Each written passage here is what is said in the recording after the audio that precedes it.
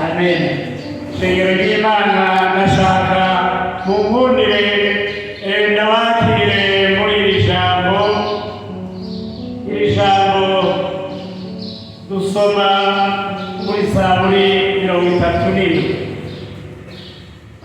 Umukozi w'Imana yatanguye gufata ijambo yatubwiye ati kumva ukongera ugakora icyo Yesu Kristo adusaba.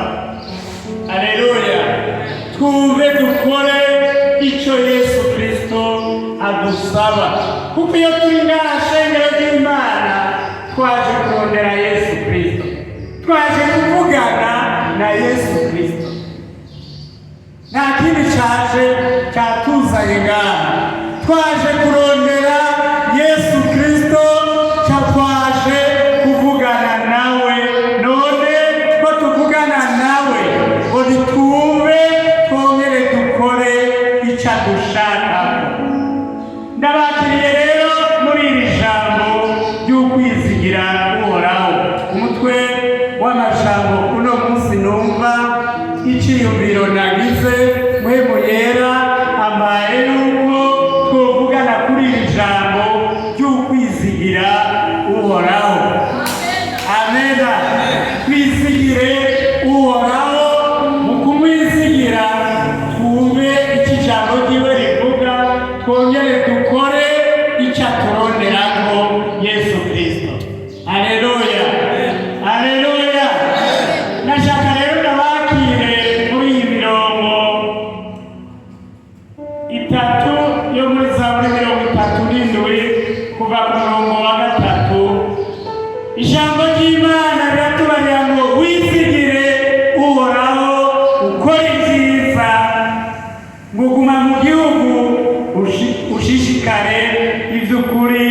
Umurongo wa 4 yatubarira ngo uhimbarwe n'Uhoraho, nawe azogwa iby'umutima wawe ugomba. Haleluya.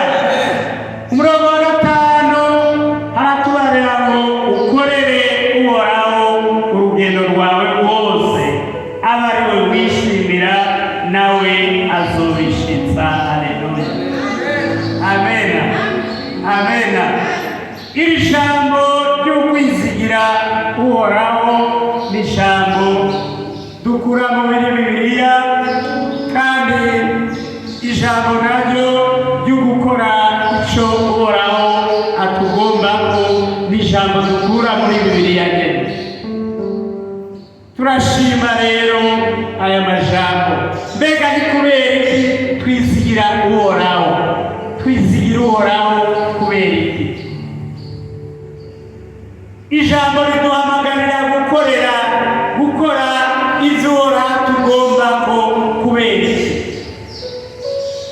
Ijambo ryo gukora ibyo Uhoraho atugombako nuko tuzi ko Uhoraho yatugiriye isezerano. Haleluya, haleluya. Yesu Kristo aturonderako dukora ibyo ashaka, aturonderako dukora twizigira ko ijambo ryiwe ari iry'ukuri. Haleluya. Aturonderako twemera ibyo yatubariye.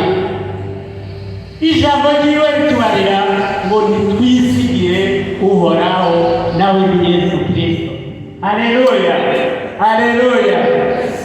Niyo twizigira Uhoraho tugakora ibyo atugombako, ni ukuvuga yuko tuzoba turi muri ya nzira ari we Yesu Kristo, kandi tuzoba tuzi ko turiko dukora iby'ukuri, nawe ukuri ni Yesu Kristo, kandi tuzoba tuzi ko turi mu nzira y'ukuronka y'ukuzobona ubugingo budashira, kuko Yesu Kristo yatubariye ko ari we nzira, kandi ari we kuri, kandi ari we bugingo budashira.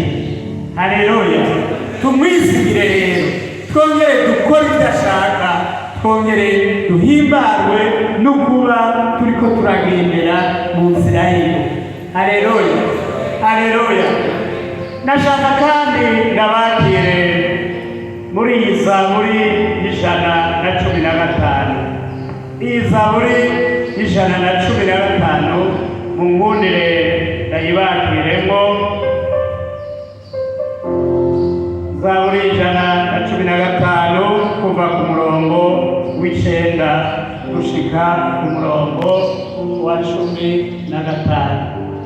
Ijambo ry'Imana riratubarira ngo yemwe Bisirayeli nimwizigire Uhoraho niwe mutabazi wanyu n'inkinzo yanyu. Yemwe ab'inzu ya Aroni nimwizigire Uhoraho niwe mutabazi wanyu n'inkinzo yanyu. Yemwe abubaha Uhoraho nimwizigire Uhoraho niwe mutabazi wanyu niwe mutabazi wabo n'inkinzo yanyu. Uhoraho aratwibutse azoguha umugisha. Uhoraho arakwibutse mwene data aguhaye umugisha muri kino gitondo. Haleluya.